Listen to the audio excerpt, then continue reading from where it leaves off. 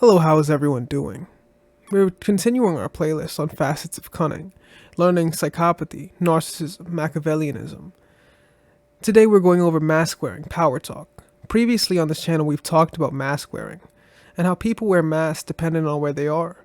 Let's go deeper into it and how in the art of cunning. So without further ado, let us begin.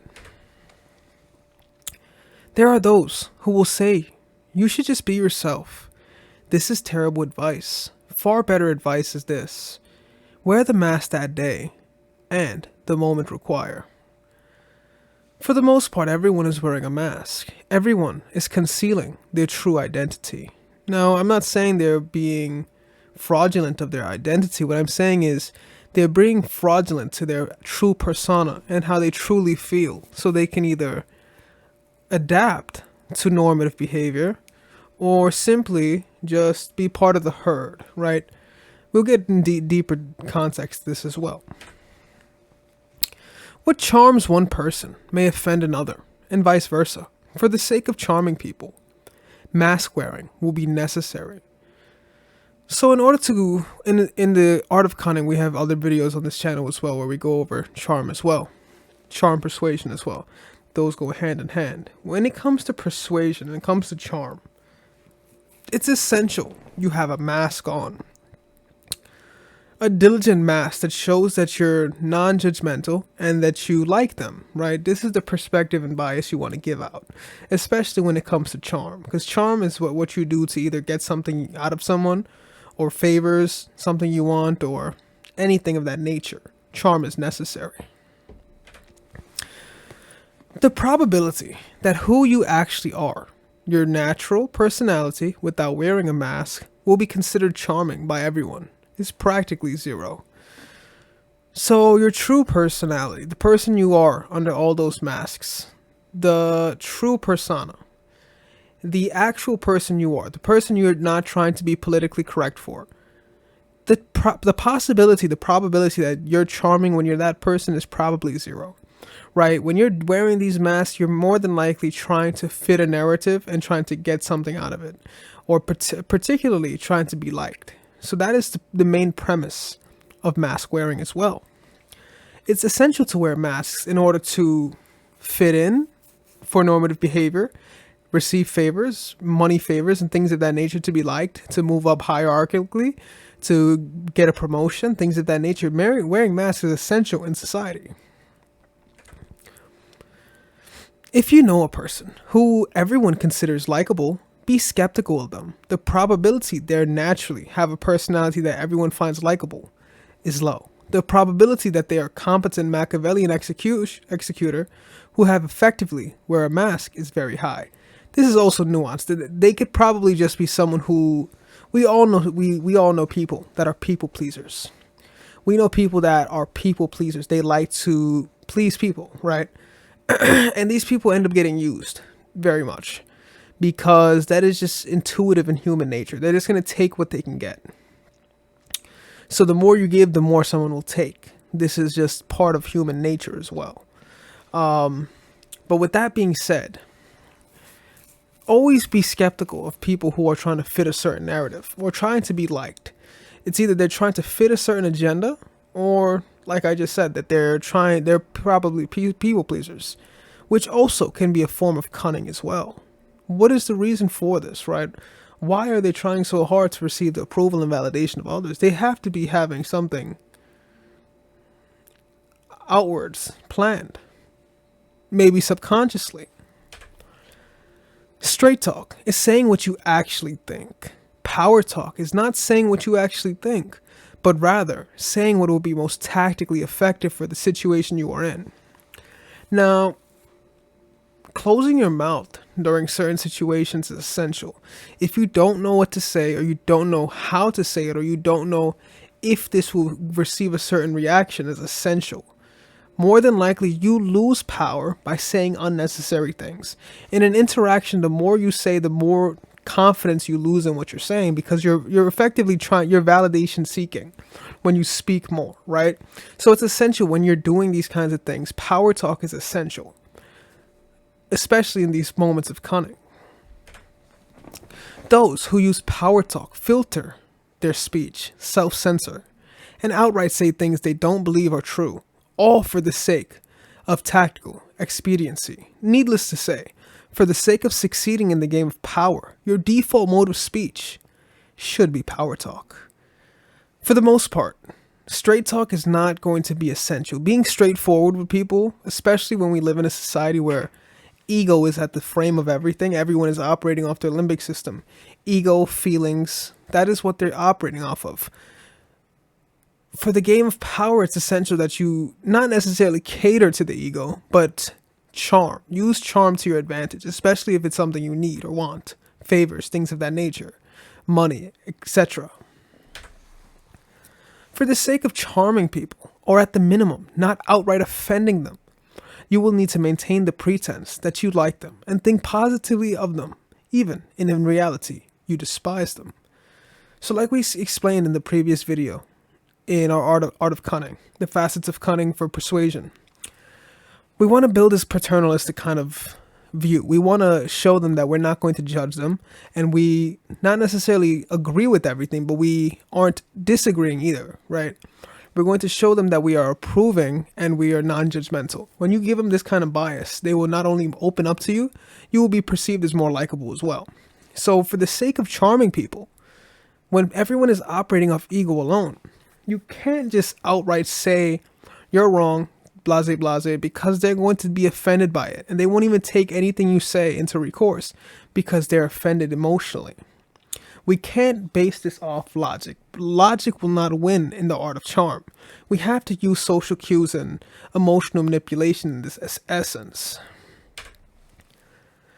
For the sake of not being ostracized, or even worse, imprisoned or executed, you will need to outwardly express opinions that are politically correct for the time and place you live in, even if they are opinions you don't actually agree with. So for the sake of normative behavior, for the sake of not being ostracized or imprisoned or executed, right? It's essential that you're politically correct depending on where you are, because this is an outlier. You have to do this because if not, you will be etc., etc., like we just explained. If your real opinion is that IQ is a legitimate measure of intelligence, and in the time and place you live in, politically correct to say that IQ isn't real and every person is equally smart, you need to outwardly express that opinion, that everyone is equally smart, or simply say nothing. So guys, even if something just sounds outrageously incorrect, sometimes it's better to say nothing than to argue and then nothing change, right? We know more than likely persuasion will not work off arguments or disagreements. Persuasion, the art, is planting seeds in a friendly manner. If you could befriend them and try to plant seeds, this is more persuasive than any argument you think you can have, because most people are not going to want to change their mind because, like we said, this limbic system, this ego and feelings are too overpowering for most people, which is most people in society that you will deal with. You're not going to be dealing with many people that are Machiavellian, psychopathy, and narcissistic. You will deal with many narcissists, for sure. But the people that know the cunning art, it'd be very few, because they are going to... This is how you know the difference between a confident person and a narcissistic person. See how they respond to insults. This is how you would know the difference. The minimum applications of power talk you will need to be able to execute effectively are as follows. Maintain the pretense that you like every person you encounter, Law 43, and pay lip service to whatever is politically correct in the time and place where you live, Law 38. We'll break down the laws further. Regarding Law 43, you must maintain the pretense that you like every person you encounter for the sake of charming as many people as possible, or at minimum, not offending them. It is in your best interest to have as many allies as possible and few enemies as possible. Now, in this art of charm and this art of cunning, it is better to have more enemies than it is, it's better to have more allies than it is enemies, right? Because once they're your enemy, it's hard to receive this, it's hard to change that. Their initial perspective of you is essential. So once you're allies, it's good to just maintain that and only do and break this form of trust if necessary, which more than likely it would not be necessary. Just maintain this allyship and you can see a lot of like planting the seed, you will see this plant bloom. You will see this relationship bloom and blossom. Regarding Law 38, think as you like, but behave like others. If you live in 1950 Russia, pay lip service to the notion that communism is a good idea and Stalin is a good leader. So depending on where you are, the location where you're at, it's essential to just be normative, mainly maybe even ethnocentric, maybe even just culturistic, just, patriotic to where you are. If you live in 2020 Saudi Arabia, pay lip service to the idea that there is no God but Allah and Muhammad is his prophet. This is how you can make abundance of friends. You can make connections. You could just be part of society that you are in that moment. If you live in 2020 America, pay lip service to the notion that gender is a social construct, right? In today's notion, that is a notion today, but also this will pertain to who you're around. If you're around somebody that's right wing, you might want to change that up. But if you're around someone who's left wing, that's probably the most ideal thing to say. So you would always have to change it up depending on the person and the location you are as well, which also plays a big role in America too. Depending on where you are in America, there's places that are mainly left wing. Also, there's places that are mainly right wing as well. Demographic also plays a part of this. Residential location also plays a part in this as well. Apply Law 38 effectively, or you will face super ostracism and possibly imprisonment or execution. For almost every situation you face, saying what you actually think, straight talk, will be tactically counterproductive, while regulating your speech with power talk will be tactically effective. The more controlled you are with your speech, the more power you will receive. The more power your words hold, the more intuitive these are. So we don't want to be frivolously talking about nonsense just because straight talk is telling you to. Don't use straight talk, because straight talk will break bonds. It will hurt feelings. And this is not what we want to do in this game of cunning. In the office, use power talk. You are playing the game of office politics. Success means promotion and failure means firing. With a client, use power talk. You are doing sales work. Success means money, more money. Failure means less money. So in the art of office or even clientele, power talk is essential. Straight talk is not going to get you to where you need to be, promotion-wise or money-wise. So it's essential to cater to the limbic system in this essence, using charm, persuasion, power talk, and mask wearing to your advantage. With family members, use power talk. You are playing the game of family politics. Success means access to your family's resources. Failure means ostracism. Whenever you hear a powerful person speak in public and even in private, they are using power talk. None of them are saying what they actually think or feel, right? They are wearing a mask. Think about the people in politics. What they say on that podium is mainly lies. But they say what sounds good because they know they could get back in office. And then the years that pass, they'll just say, we'll do it again, right? And that's how they get into office again and again and again. By reiterating these lies, but none of it never happens. If they went on the podium and said, we'll never do this, and this will never get signed, blase, blase, they will never receive any votes, right? Same thing applies to businessmen. Same thing applies for the power game. Same thing applies for the politics, family politics. Any sort of politics you do, power talk is essential. You may notice that women use power talk more instinctively than men do. At least women pay lip service to whatever is politically correct for the society they live in more instinctively than men do.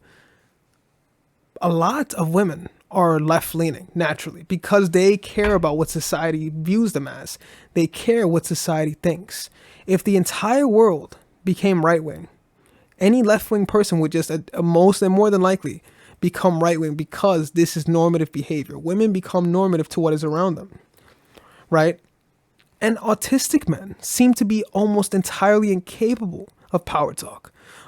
This also includes psychopaths and narcissists as well. They don't use power talk because they want to say what's straight coming out of their mouth. Autists are hopelessly driven to say what they actually think. Straight talk. The consequences be damned. They don't care about the consequences because they don't care about the feelings. They're not using emotional cues or understanding the limbic system. They are saying exactly how they feel at the moment without no pretense. because they're not wearing the mask. Autistic men are not wearing a mask, or autists in general. They're not looking to cater to feelings or ego. When using power talk, there is a paradox. You must monitor every word that comes out of your mouth. Everything you must say, be carefully calculated. At the same time, if it appears that you are calculating what you're saying, people perceive you as you are awkward at best and dishonest at worst. So, while this is a paradox, you would rather it be a paradox than to use straight talk, right? It'd rather be a paradox that you may be awkward at best or dishonest at worst. Either way, this is a game of cunning that you have to play. It's a paradox either way. It's going to be good or bad either way.